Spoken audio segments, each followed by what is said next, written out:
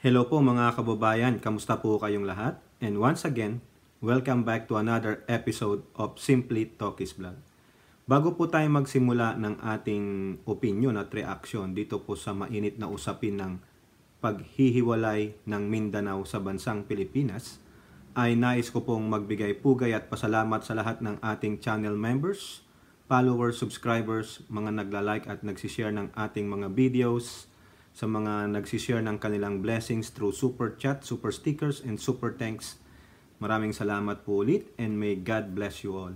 So, eto nga po, no, sa panukala ng dalawang bugok na ito, itong si Rodrigo Duterte at Pantaleon Alvarez, na ihiwalay ang Island of Mindanao sa Republika ng Pilipinas. No, marami po silang dahilan dyan. No?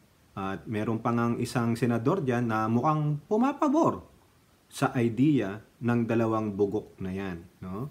Ang isa sa mga dahilan nila ay unahin natin yung kay Alvarez. No? Kasi itong si Alvarez ang inatasan nitong si Prime Minister ni Baal na siyang manguna dyan. No? Ito po, sa balita lang ng politiko, no? Nandyan yan. Okay?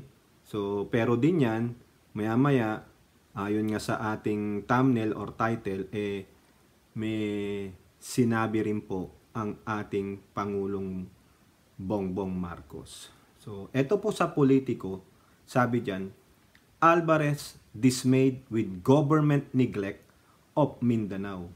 Kung hindi man huli, nakakalimutan. O ayun, yun po yung isa sa mga dahilan nila na lagi daw pong iniiwanan ang Mindanao, na laging iniipchipwera ang Mindanao. Yun po yung naratibang gustong ibigay sa inyo nitong si Pantaleon Alvarez. Nag-iingay sila kasi hindi nila makuha yung gusto nila. No? Nag-ingay lang naman ito nung sinimulan ng House of Representatives yung sinasabi nilang People's Initiative. Nakakuha ng butas itong secessionist na si Alvarez. Matagal na pong advocate ng secession itong si Alvarez. Kaya nga tinatawag ko siyang secessionist. Pero every time na subukan niya, pumapalpak siya. Pero sa tingin niya ngayon, malakas ang laban niya kasi kumapit ulit siya kay Prime Minister ni Baal na si Rodrigo Duterte. No? So, eto yan, sinasabi niya, ang Mindanao palaging huli sa priority ng gobyerno ng Pilipinas. Kung hindi man huli, nakakalimutan. O ayun po ang sabi niya. Kaya, ang gusto nilang mangyari ngayon, kung sakaling ihiwalay daw sila, magiging Singapore sila, na siyang humiwalay noon sa Malaysia. No? Even though malit lang ang Singapore daw, walang natural resources, no, pero yumaman. Pero look at Singapore, the strategic location of Singapore. And magaling mamuno. Si Duterte. O di kaya ikaw ang mamuno dyan. Palagay mo, magagaya mo ang Mindanao na pinapangako mo sa mga Mindanaoans? Ayusin nyo muna yung regional conflict nyo dyan. Bakit nung panahon ni Duterte, hindi nyo napaunlad ng husto ang Mindanao? Sabi nyo, first time na may Mindanaoan na naging presidente. Why not? Binagsakan niya na ng tulong yan. Binagsakan niya na ng ayuda. Ginastusan niya na ng kwarta ang buong probinsya ng Mindanao. Tapos ngayon, magsasabi ka ng ganito na palaging huli sa priority ng gobyerno ng Pilipinas. Kung hindi man huli, nakakalimutan. It reflects on you too. Di ba naging House Speaker ka? So what have you done? And yang poon mo, si Prime Minister ni Baal, 6 years. He have a fucking 6 years to govern the country. Ano ginawa ninyo? Di ba? Proud na proud kayo. There is a Mindanaoan president. Now, uunlad na ang Mindanao. So what have he done for 6 years sa buong Mindanao? Bakit ang Davao City lang ang nakakita ng kaunlaran? Bakit ang Davao City lang ang nakakita ng mga pagbabago? Tapos sasabihin nyo, you will do it like a Singapore? Ilang lingwahe ba meron sa Singapore? May regional conflict ba sa Singapore during that time? Probably there are insurgents, but they quash it. Now, you, how effective are you to govern the Mindanao? Kung sakasakali lang. Naging Speaker of the House ka. The House is so divided, napakagulo nung time mo. Di ba na-house ka pa nga? Tapos sasabihin mo, you will do it like a Singapore just in case Duterte appointed you as the leader of that island. Wow! Ang galing mo. You are too ambitious. Kasi bakit? Biruin nyo mga kababayan, kulang kasi ang 6 years ni Digong para maghari-hari sa Pilipinas. At ginagamit nila itong secession of Mindanao, inuudyukan nila yung mga ibang Mindanaoan to secede. Kasi para itago yung mga kabulukan ng mga Duterte. Ha? Hindi yung sinasabing, kung hindi man huli, nakakalimutan. Ano pa sabi niya ha? Labas tayo dyan. Ano pa sabi niya dito sa ibang report? Mindanao in toxic relationship with sinking PH must secede. Pero inyo, toxic relationship? Really? What is the proof? Ano yung kala mo, magjowa lang, mag-asawang laging nag-aaway? Ang sabi niya pa dito sa report na yan, karamihan nga ngayon, nagbi-break up na eh. Di ba anong klaseng mentalidad meron ka? Yan ang pinag-uusapan dyan, human nature relationship, pag-iibigan. Ito iba to. It talks about the country. Di po ba? Imbis na tumulong ka, you are jumping ship. No? You are jumping to the away from the sinking ship. Anong klaseng ka? Leader ka. Na tinatakbuhan mo ang problema? Sa palagay nyo ba, mga kababayan, nahuhuli ba ang Mindanao? Kung nahuhuli man ang Mindanao sa paningin niya, kasalanan din nila yan, mga kababayan. Bakit? Kasi nung nakalagay sila sa pwesto, hindi nila anisikaso. At sa tingin nyo ba, hindi inaasikaso ang Mindanao? Kayo nga po dyan, ito, bibigyan natin ng pruweba. Ha? Okay? Labas tayo dyan, toxic relationship daw. Di kung ikaw, natotoksikan ka, umalis ka ng bansang Pilipinas, huwag mong idamay ang buong isla ng Mindanao. Di po ba? At marami po ang hindi umaayon na naman sa'yo just like years before na sinimulan mo ito. Ha? Ito mga kababayan, nakita ko pong balita sa Manila Times. Ito, Sulu rejects Mindanao secession. Ayan, February 8 lang po na balita sa atin.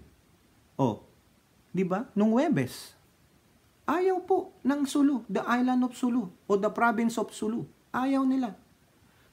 May manifesto pa sila. The manifesto was signed by Governor Sakur Tan, who rallied his mayors and constituents to support the government stand against Duterte's call to separate Mindanao from archipelago of over 7,600 islands. Ayan. They created their own manifesto that they are rejecting the call of this Duterte and Alvarez to secede. Di po ba? Nakakahiya kayo.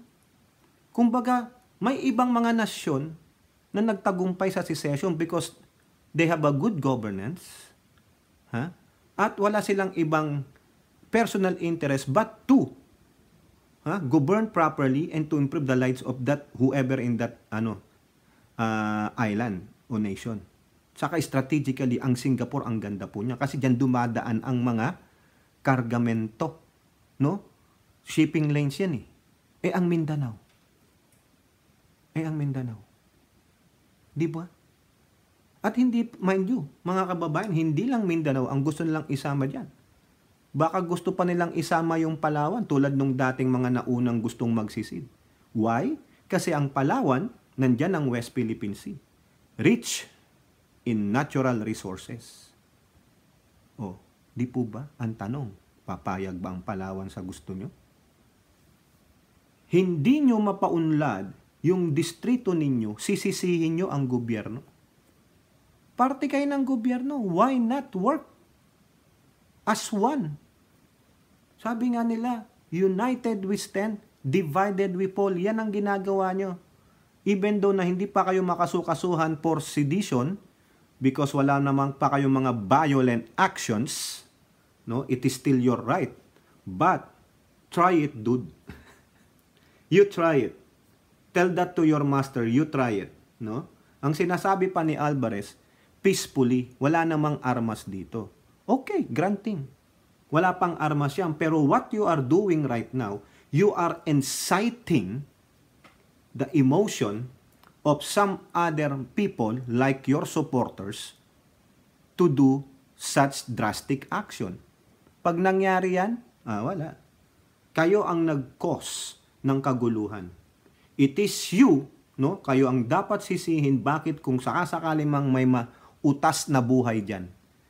Because of pure malice from your mouth. Dahil sa kagaguhan ninyo na gusto nyo lang takasan, itago yung mga kasalanan ng Duterte. Ano yon? ICC. Yang si Digong madaldal. Makikita mo yung pag-blurt out niya ng salita. Yung sinasabi lang hindi, nagjo-joke lang yan. Pero yung pong katotohanan. Itatago daw siya ni Alvarez sa Mindanao, sa ICC. Di ba? Takot. Kala ko ba matapang? Bakit hindi mo harapin yan? No, wag mong sabihin na hindi, banyaga yang mga yan eh. Kaasa banyaga mo kasi kaya tayo naiwanan eh. Diniscriminate mo ang mga foreigner investor. Pinagmumura mo ang mga leader ng iba't ibang bansa. O ano kayo? Sa palagay nyo, pag hiniwalay nyo ang Mindanao at si Duterte at Alvarez nandyan, nakita ng mga ibang nasyon, si Duterte palamura, sino magiging kakampi niyan? China. Baka kasama pa North Korea. Kasama pa si yung Russia. O sila-sila lang. Di ba? O baka naman meron kayong iba pang interest dyan. Di po ba? Sino? Ang tanong. O eto pa. Yung BARM. O, nung asais lang Manila Times ulit. BARM governors say no to secession. O sino? Ilang probinsya meron sa BARM? Di po ba? Ha? Governor Yesmail Sali of Tawi-Tawi, Hadjiman Hataman Saliman of Basilan, Mamintal Alonto Adjong Jr. of Lanao del Sur, and Alduraup Makukua of Lanao del Norte, and Mariam Magundadatu released separate statement opposing the secession of Mindanao. So ilan yan? Ha? Basilan, Lanao del Sur, Lanao del Norte. Meron pa dito Maguindanao, mga kababayan eh. No? 6 na bayan ito eh. Ayaw nila. Sulu, ayaw nila. Tapos ang sinasabi ni Alvarez, mga kababayan, nabasa ko rin sa balita, na sinasabi niya na may mga tumatawag na daw sa kanya. No? Parang nagbibigay siya ng naratiba na, huy, marami na tayong kakampi. Nek-nek mo. Marami na daw nagpapaalam sa kanya na isama daw sila sa pagsisid. Sino? Ha? Tingnan nyo kung nasaan yung mapa ng mga nabanggit natin sa BARM. Yung mga gunggong pala tong mga to eh. Di ba? Eto pa, mga kababayan. Isama na natin ito. Manila Times ulit. BARM, development efforts bearing fruit. Tingnan nyo. Yung budget chip na yan, sino ang budget chip natin? Si Amena Pangandaman po yan.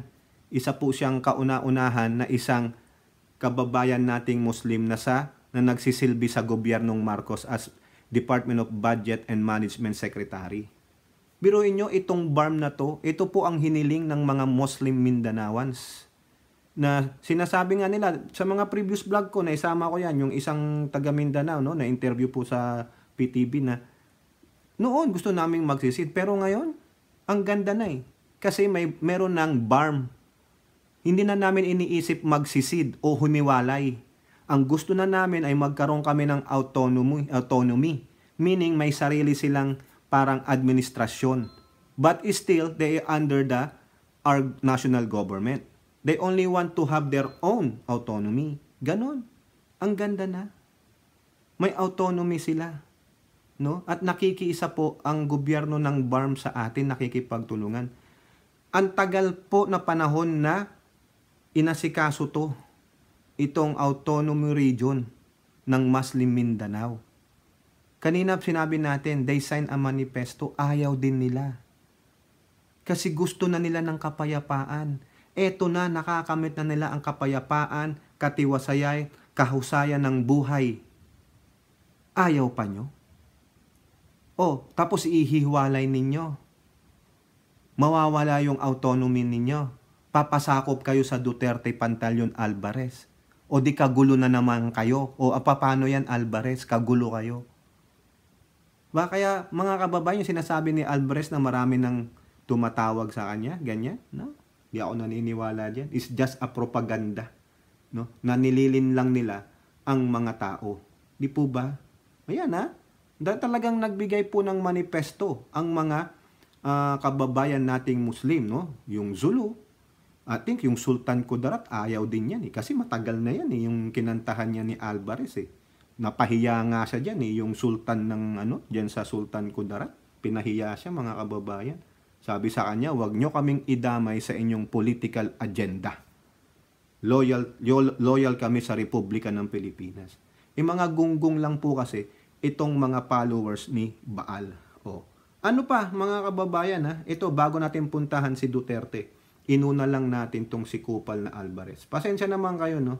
Kasi nakakawalang respeto po talaga mga kababayan. Ang mga taong ito na walang inisip kundi ang kanilang sariling pang-interes. Hindi po yan ang interes ng majority ng Mindanaoans. Ayun masaya na sila sa bar mo. Maunlad ang bar. Tapos sasabihin ni Alvarez, kung hindi man daw huli, nakakalimutan. Really? Anong ginagawa ng bar? Nandun yun. Nandun naman ang tulong ng gobyernong Marcos. Kayo ang gumawa niyan, tapos ibabaling nyo ang sisi sa Marcos administration, which is just even a baby. Magto 2 years old pa lang yung pamunuan niya. 18 months pa lang, 18 months mga kabayan. Sabihin nyo na 18 nga ba? Tama ba? 12 plus 20 months, sabihin nyo kasi February na. March, April, May, June, may 4 months pa bago mag 2 years. Di ba ang bata nakakalakad, magsimulang maglakad 2 years? Baby steps pa lang, tapos sinisisi nyo na, sinasabihan nyo ng kinakalimutan ng Mindanao. Sinungaling eh. Bakit sinabi ni Secretary Pangandaman? Yung efforts ng gobyernong ito para sa BARM, nakikita na. Diba?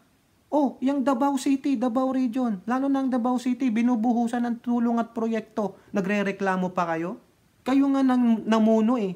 Nung panahon ni Duterte, wala nga kayong nagawa. Tapos ang gusto nyo, baby pa lang itong Marcos administration. Gusto nyo, kayo na ulit ang unahin. Ano yan? Pasalode? Diba? Hindi nyo nagampanan yung trabaho ninyo para sa Mindanaoan, pero isisisi nyo dito sa administrasyong ito? Anong klase kayong mga tao? Talagang mga tauhan kayo ni Baal. Diba? Ito mga kababayan, anong sabi ng mga Davao Solons o mga Davao ng mga politiko? Dahil nga diyan sa flood victims sa buong Region 11. Tingnan nyo. Manila Bulletin. Tunay na bagong Pilipinas. Davao Solon thanks PBBM Romualdez for aid to flood victims. Ayan ba? Iniwanan ba kayo? Actually, yung nga dyan, aside from dito sa tulong na ito sa tulong na ibinigay sa kanila, February 2nd pa to mga kababayan, pero gusto ko lang ipakita sa inyo na hindi kinakalimutan, hindi hinuhuli. It is just the narrative of these freaking idiots para makuha nila yung kalooban ninyo at ginagatungan ng mga supporter ng mga idiotang ito. No? Kung gusto nyong ihiwalay ang Mindanao, mas maganda yung sarili na lang ninyo ang ihiwalay ninyo sa bansang Pilipinas. At yung mga followers nyo, kayo na ang humiwalay. Huwag nyong dalhin ng Mindanao. Humanap kayo ng ibang nasyon na tatanggap sa inyo. Better yet, punta kayo ng China. Tanggap na tanggap kayo doon. Ang marites ko nga po mga kababayan, may nagsabi lang, baka daw si Digong nasa China na Saka yata yung anak niyang Baste, di ba? Remember, nung pumunta yung Pangulo dun sa Davao City, wala sila. Baka daw po ito, hindi ko baka daw po Nag-house shopping na sa China.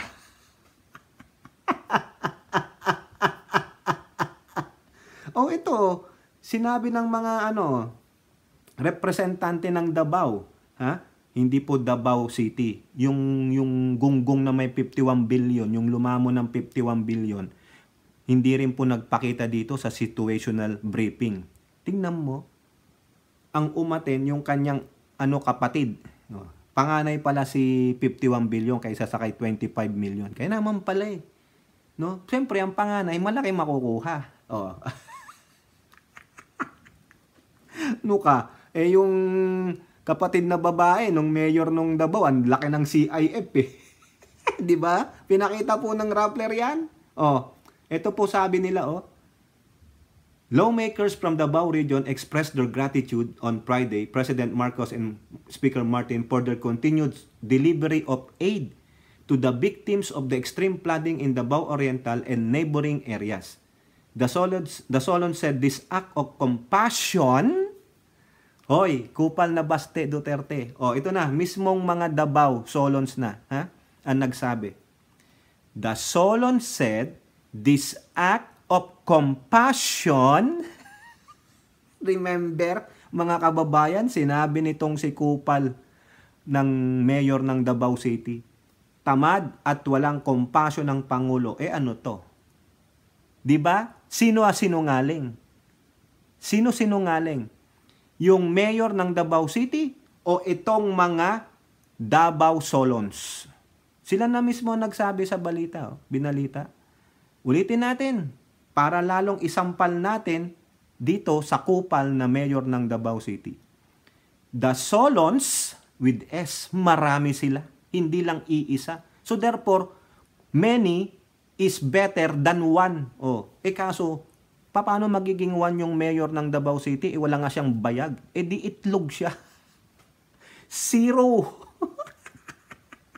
Diba? The Solons said, this act of compassion and public service contextualizes the Bagong Pilipinas campaign of the Marcos administration. Ito ang tunay na bagong Pilipinas. Mabilis na umaksyon, tunay na serbisyo. Sabi po ni Davao Oriental 1st District Representative Nelson Dayanghirang. Tama, di ba? Ano kayo ngayon? The lawmakers, namely Davao Oriental Representative Dayanghirang and Chino Almario, Davao del Norte Representative Aldo Duhali, Davao de Oro Representative Maricar Zamora, and PBA Party List Representative Migs Nograres all express appreciation to Marcos and Romualdez for sending aid to their respective constituents. Wala dito ang representante ng Davao City. Paano? Kuda-kuda na eh. Ang laki na nung piggy bank nila, butsog-butsog na eh. Hindi na po piggy bank yun. Bulugan! Magbukas nga tayo ng fortune cookie Ilora at Aichang. Give me some fortune cookie Ilora at Aichang. Crack natin, basahin natin yung fortune cookie ni Pulong. Labas mo 51 billion.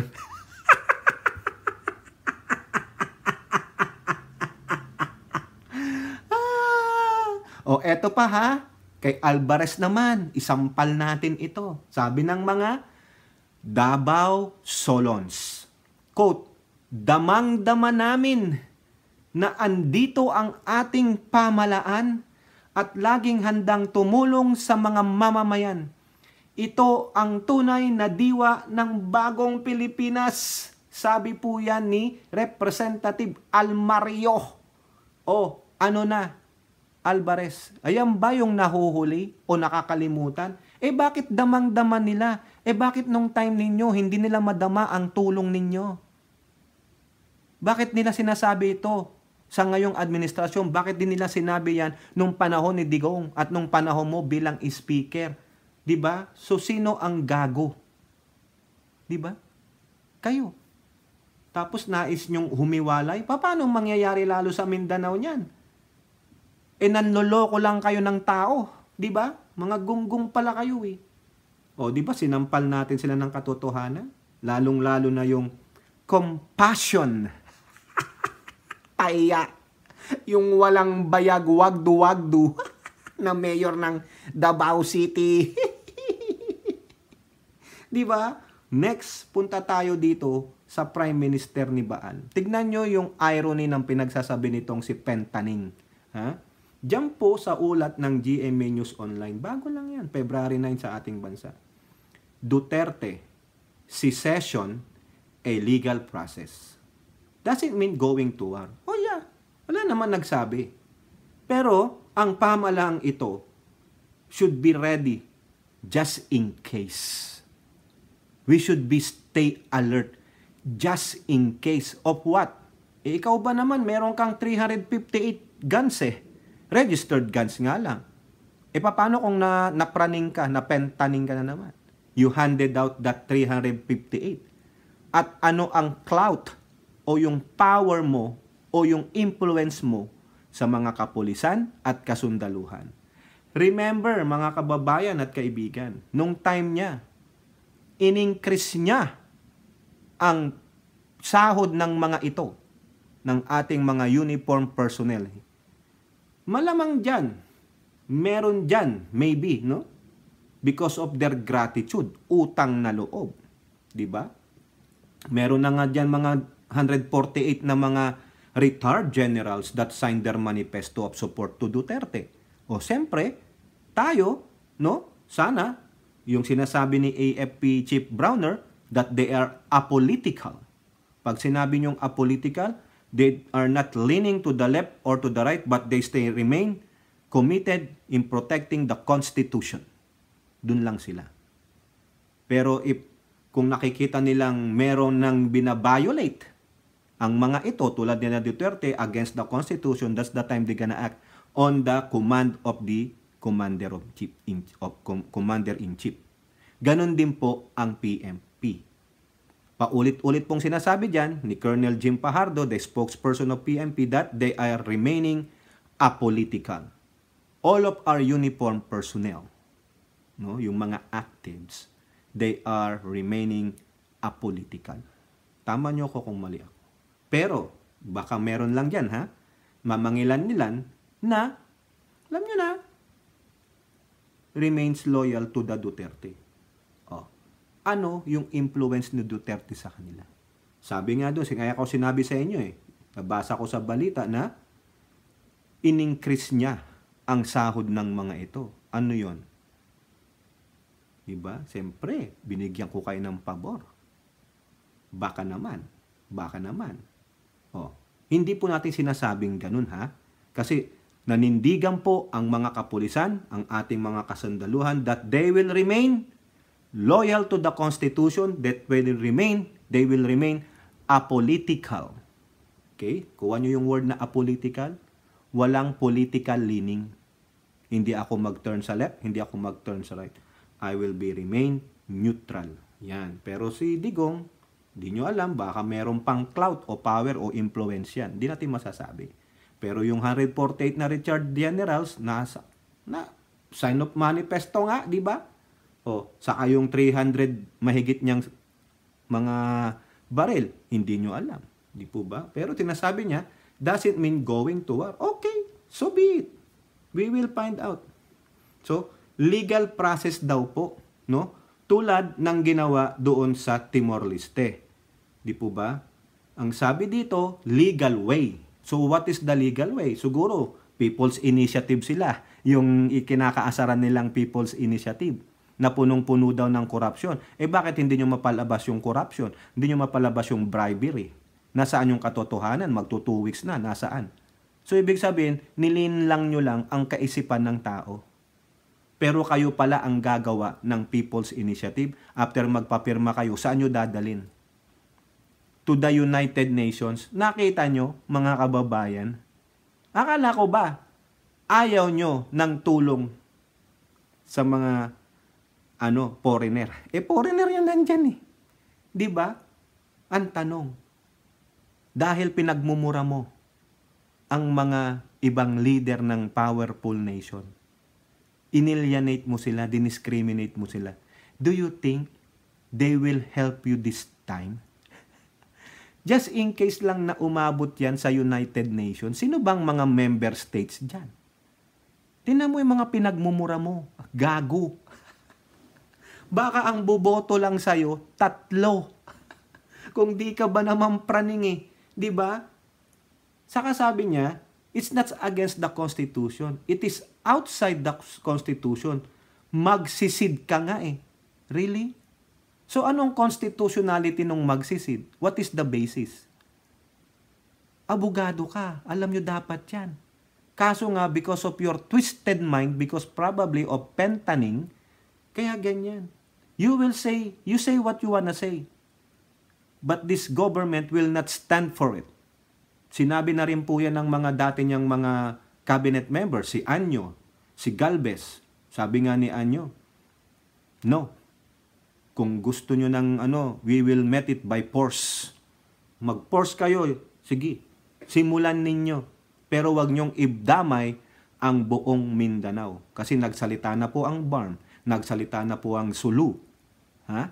Nakita nyo kanina, pinakita natin. At yung iba pang mga solons dyan. Kaya wag nyo nang gawin. Magsisid kayo in legal way, sige, okay lang. Pero dadaanin pa rin yan sa usapin yan, no? Idadaan pa rin yan sa legality ng Constitution. Sinabi na rin ni former Associate Justice ng Supreme Court, Antonio Carpio, kayabangan lang ni Digong yan. Kayabangan lang ni Alvarez yung pinagsasabi nyo. That is foolishness, sa Tagalog, kagaguhan. Dahil unconstitutional yung sinasabi nyo. Ipa-define nyo kay siguro, abogado naman yang si Alvarez, saka si Digong, sabi nyo, magaling na, prosecutor. Sige, i-define nila i-interpret nyo yung Article 1, the national territory of the Republic of the Philippines.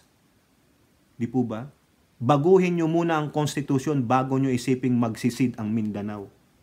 O, tama, mali. Ngayon po, may isa pa dyan na isang, alam nyo naman, isang aso rin ni, aso rin to ni Duterte, si Robin Padilla. Sabi niya lang, ine-echo niya yung sinasabi ng amo niya na si Digong. Robin Padilla believes Mindanao can secede if done legally. So what is the legal way? Dadaan at dadaan pa rin kayo sa contentious ng Constitution. Kung sakaling humiwalay ang Mindanao, so lahat ng membro ng Congress na taga Mindanao, wala na sila dyan. Ay, ang dami nila eh. Di ba? Sa Senado, ilan sila? Si Robin, mawawala yan.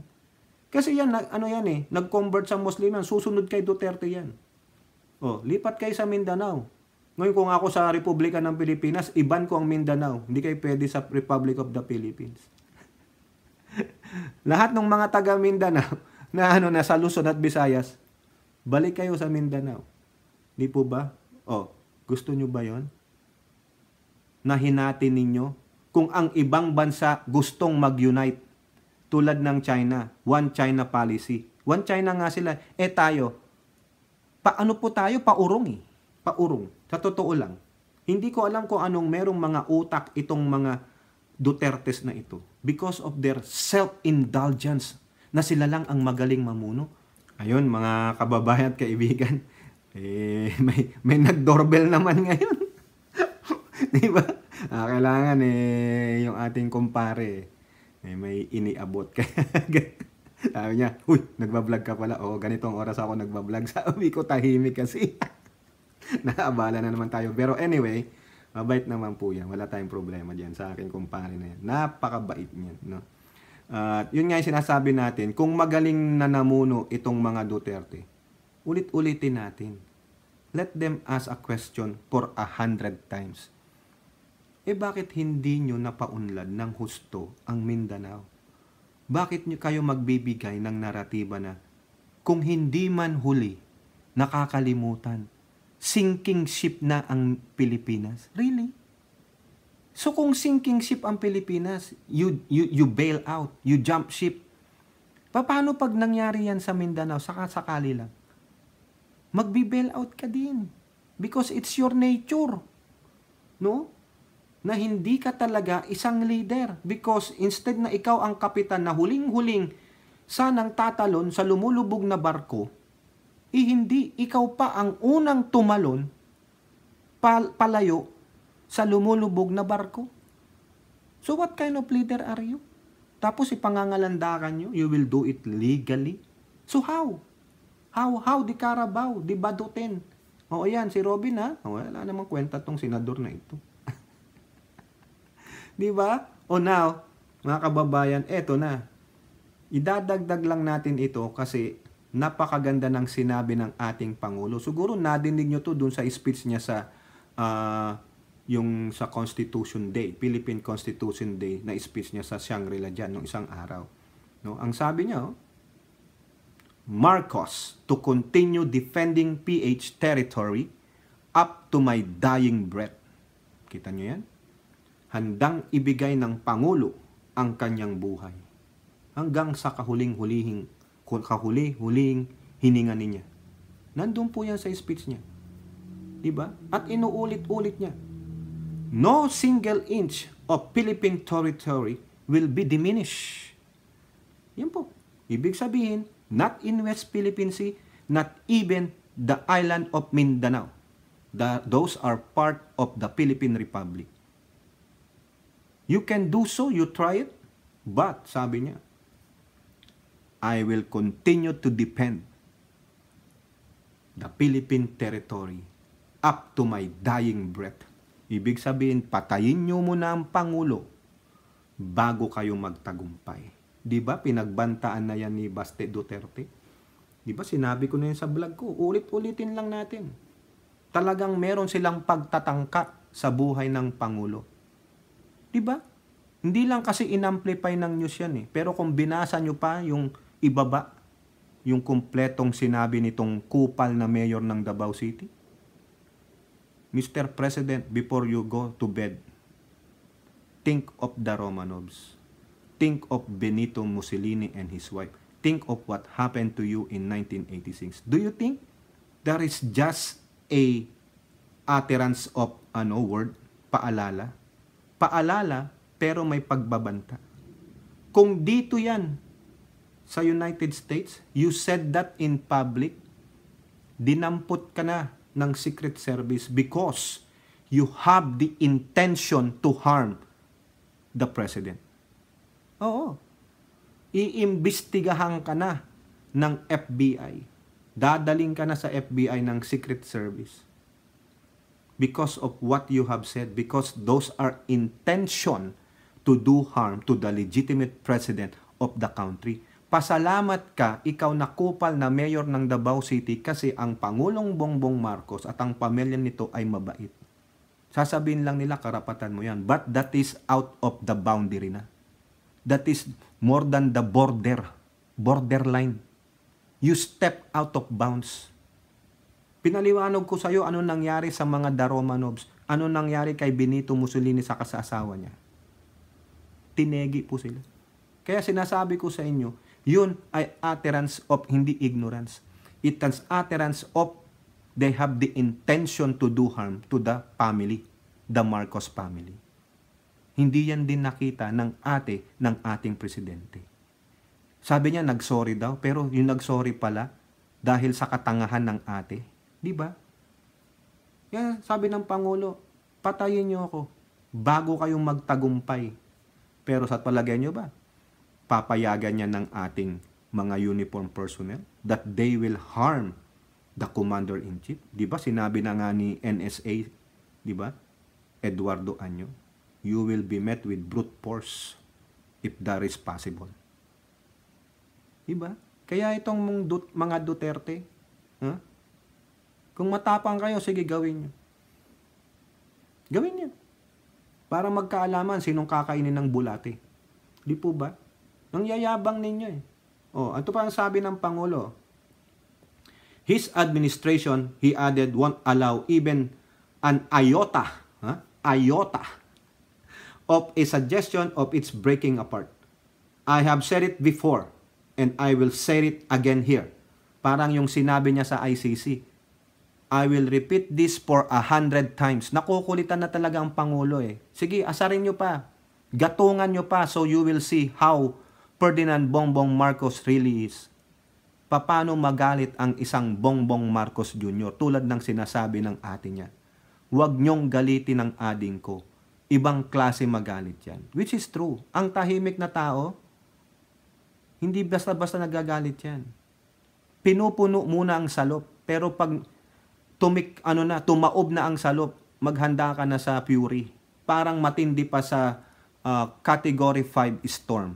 Matindi pa sa EF ng hurricane. Baka hindi lang 5 or 10 ang abutin ninyo. Di po ba? Our national territory will not be diminished even by 1 square inch. We will continue to defend it against any all threats, external and internal. On this part of the Constitution, there is simply no dynamism or flexibility. This is my guarantee, not only throughout this term, but up to my dying breath. Ayun, hindi lang pala hanggang sa termino niya, hanggang sa kanyang huling hininga. Even he is not a president. Kung hindi na siya presidente at may ganitong threat ulit, he will suit up.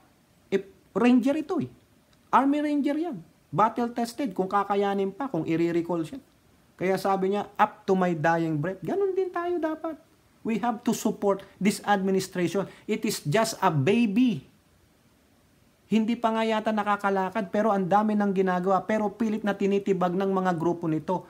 Uulitin ko, ito ang bagahe ng Pangulo. Sila ang bagahe ng Pangulo. Sila ang anay na sumisira sa administrasyong ito. Sila ang panggulo. Bakit? Kasi may pinagtatakpan itong mga to eh. Ano yon? Yung mga kinakasangkutang issue ng anak ni Duterte na si Polong na may 51 billion, yung BP Sara Tamilmil na merong 125 CIF at yung kanyang iba pang mga budget. And the West Philippine Sea. Dito natutuon ang ating atensyon tulad ng sinasabi ni Hontiveros. Pero si Hontiveros, ang sinasabi niya, Chacha, gawin nyo yung Chacha. But don't lose focus dito sa West Philippine Sea. Ang China creeping in and they are so happy about it. Because nandun tayo sa internal eh. Pero hindi naman tayo nagpapabaya dyan. Diba? Nandyan sila PCG Commodore Spokesperson for West Philippine Sea, Jay Tariela. Nandyan si DND Secretary Gibo Teodoro, si AFP Chief General Browner. Nandyan po sila. At ang Coast Guard. At yung ating mga warriors dyan sa West Philippine Sea, tulad ng grupo ni Hontiveros na atin ito, yung mga nandyan sa ating Palawan, nandyan sa Zambales at sa northern part. Marami po tayong kakampi. Pero itong ating mga mambabatas nakatuon ang atensyon, most of them sa Chacha at sa issue ng secession. Kasi yan ang gustong mangyari ni Digong. Pagtakpan lahat. Kasi what? Lapi yan ng China eh. Aso ng China yan eh. Mga kababayan eh. O, kita nyo ang pangako ng Pangulo? Up to my last dying breath, he will defend the Philippine territory. Not a single inch. Ha? Namin niya. Not a single square pala. Square inch. Sorry naman. Not a single square inch will be diminished. Hindi mawawala. Because that is stated on our Constitution, Article 1, National Territory. We are an archipelagic nation. No? Lahat ng nasasakupan yan to the waters of our country, atin yan. Tapos gusto nyong ihiwalay ang Mindanao?